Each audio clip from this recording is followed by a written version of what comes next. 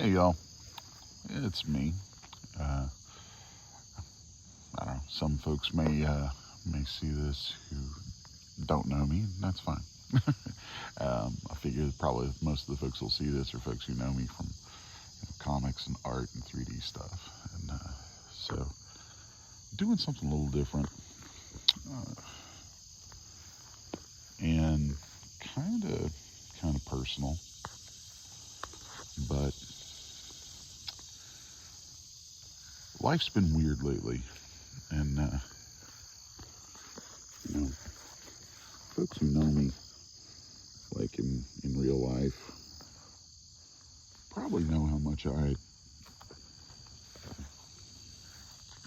how much I really fight with issues of depression.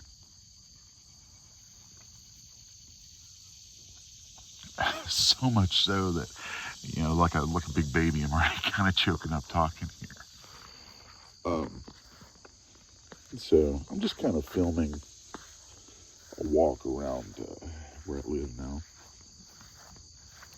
Recently moved here, and one of the reasons I moved here was to have some space, because a lot of times when things get in this weird headspace, just getting outside helps. Yeah, listen to me. I choke up way too easy when I think about this stuff, so probably way too personal a thing to toss out there, but I'm recording this. I guess because well,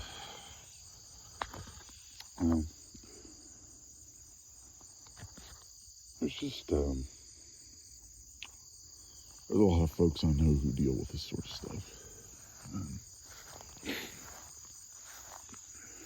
It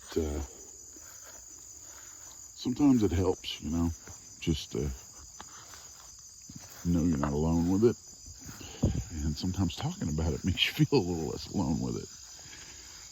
So that's kind of what I'm doing. So this place that I got, this farm, small farm, it's really pretty.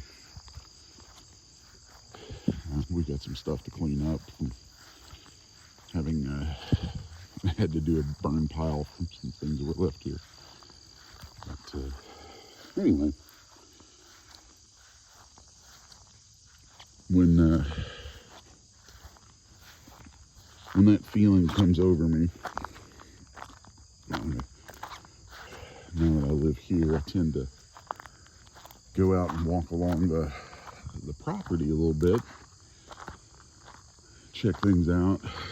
Just something about getting out into the trees is nice. Although we constantly fight with our dogs over them trying to run off into the trees. It's like a piece of roofing got blown off of that. So, let's see. Yeah, actually, it's funny. I'll give a brief shout out anonymously to You Know Who You Are, a guy in comics I'm working with on a bunch of stuff right now. And we've had some interesting conversations about, mental health and depression issues and things like that. So, you know who you are, dude, if you listen to this. So, why am I doing this? I don't know. I think sort of to document a little bit, sort of put together, something about what helps, sort of to reach out to folks, I recently lost my brother, one of my brothers, Paul, and I've been muscling through the days since losing him, because that's what I do. I muscle through. And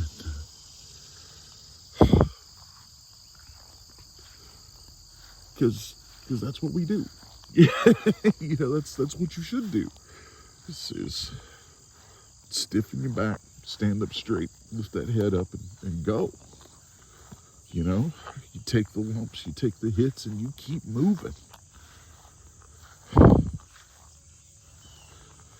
But sometimes you keep moving with a lot of damn tears.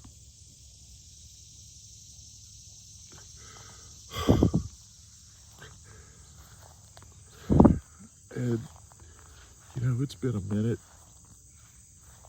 now since he's gone. Through the years, we were separate quite a bit.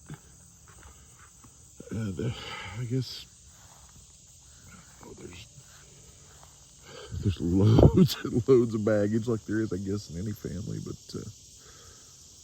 we were adopted into separate homes and split up when I was very, very young, along with our other brothers, one of whom I lost just a couple years ago. So, and that, losing John, is, that's never quite,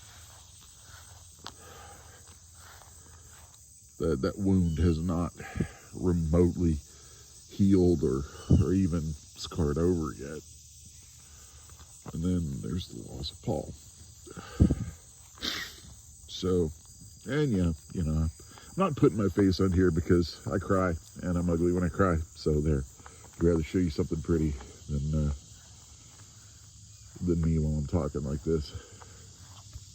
But I think Paul's why I'm out here filming this, because he hadn't passed yet when I got this place. And I remember when I saw this place, I thought he would love it. He would absolutely love it. He would totally have his, crazy, practically scratch-built trucks or whatever, his crazy stuff he was always doing with cars and things, and he would have totally had that stuff down in this old pond that's dried out now. He'd have totally been chugging stuff through there, and probably make a mud pit or something to drop them into. There's an old barn here. It's still got stuff in it from when we got the place. He would have loved that. It would have amused him to no end that a place that was an old garage has now been turned into my studio. So, and before he died, when we got this place, just coming out here was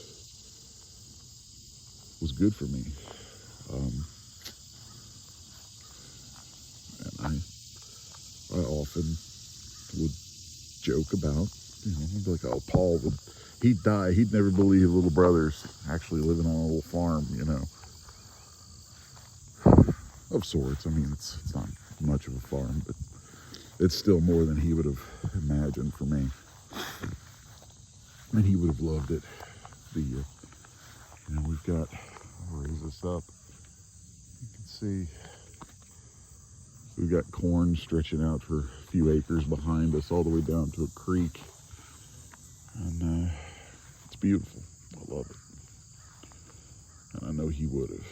And I think what overcomes me most sometimes is just this feeling of what am I actually doing? How'd I get here? A little too much reflection, I think. And then I started thinking about people who've gone. John, Paul, my dad, friends, Jeff, a guy named Jeffy, Jeff Windich, my friend Tony Luke, and there are others.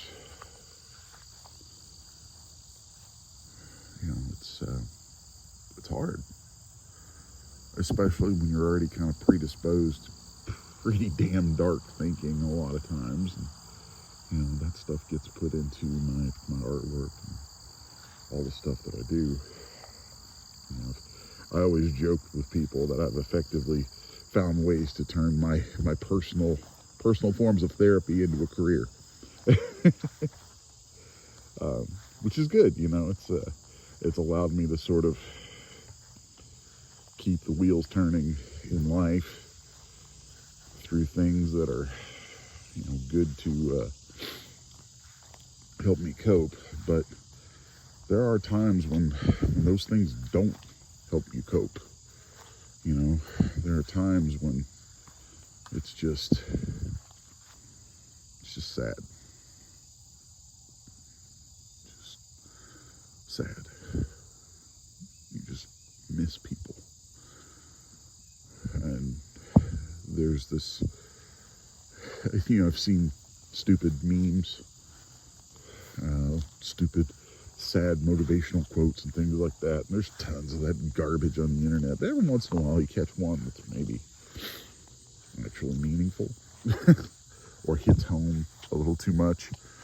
There's one that I've been seeing more and more lately, and I don't like it. I don't like that I see it, because it always rings hard.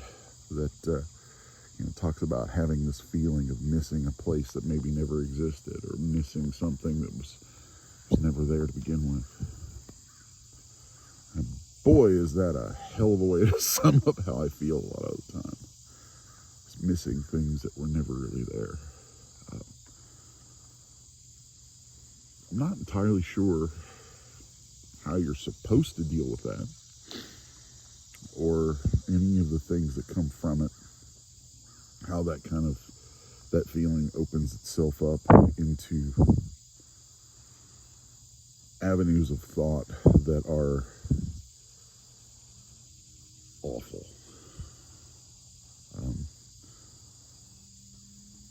I have a very full life. I know I have people who enjoy my work. I have family. I have, you know, with all of its ups and downs, I have people who love me. I have incredible friends. Though most of them are farther away from me right now than I would really like. And yet, you know, that feeling is there. And it's hard. It's hard some days. Folks, you know, I'm a big martial arts nut. Sensei, shout out to Sensei Holly. A big martial arts nut. So one of my routines is quite often early morning, probably about 5:30, 6 a.m. to come out here and run kata and run kata and practice martial arts stuff very slowly as the sun's coming up. That helps. That helps a lot.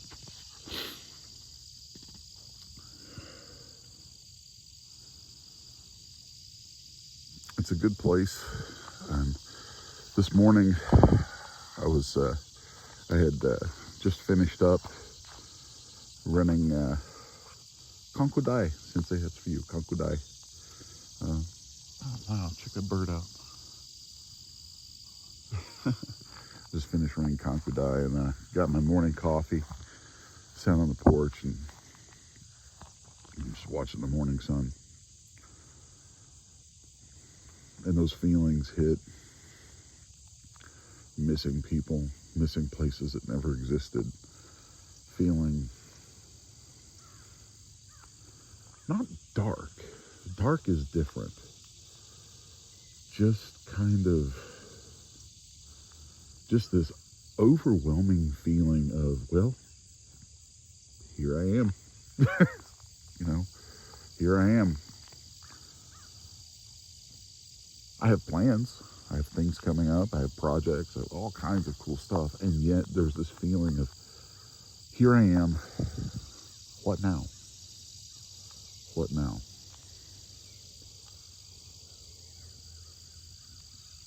That may not seem like something that should be a depressing feeling necessarily. Maybe it is, maybe it isn't. It seems pretty neutral to me. But in the inactivity of sitting on my porch with some coffee, watching the sun, listening to the birds, and thinking, what now? That was one of the emptiest, most strange feelings. When something like that hits, it's definitely time to take a walk, go look at the trees, just get away from all of it, spend just about all day, every day, sitting down at a computer, sitting down on my drafting boards, and in the shop, in the studio, excuse me, in the shop, in the studio, just I work a lot because the activity of work keeps me occupied, keeps my mind occupied. So I don't know, maybe I need more quiet time to just take this stuff in and relax. There's that bird again. Oh, that's cool. He is actually flying pretty close, and I don't catch it until he's right in sight, and then I turn to catch him, and he's already gone, back to being, that far away. So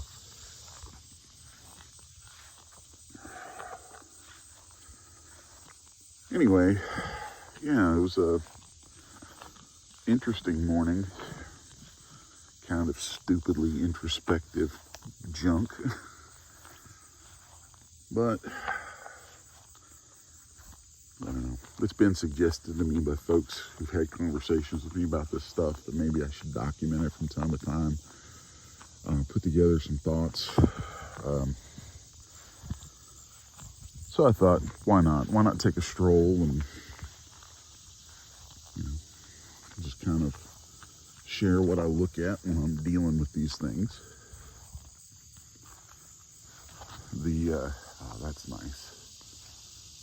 See if the camera can adjust all that light coming through.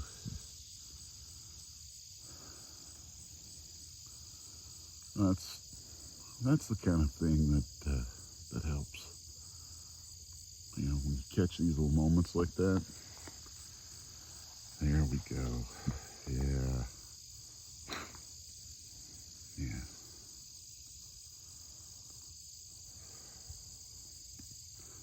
So, yeah, things like that kind of help me. I don't know if they help anybody else, but I figured I would document it and share a little bit of that. And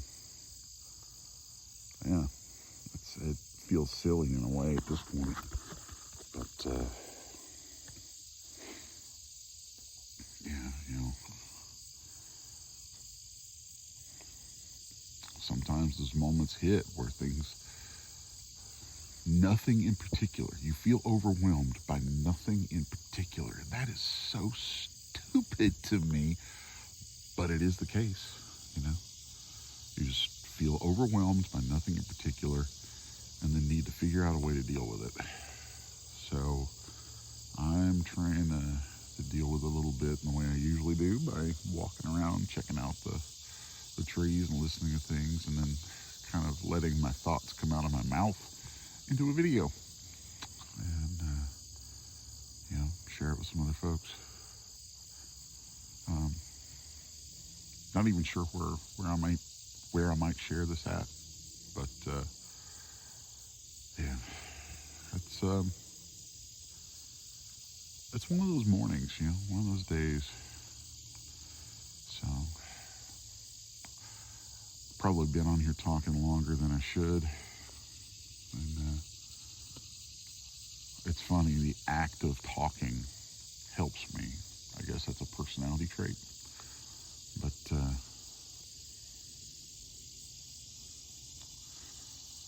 somewhere along the way, and just talking and letting the thoughts come out of my head through my mouth,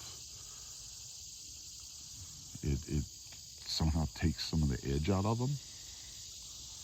And so I've done that on here, and I don't know, maybe I'll do it again sometime. Who knows? But, if you're somebody else who deals with this stuff and you happen to wander into this and catch a moment or two of it somewhere and it helps you, well, cool. I mean, even if it's just, hey, here's somebody else with these weird things that don't make sense and how they cope with things, whatever. But, yeah.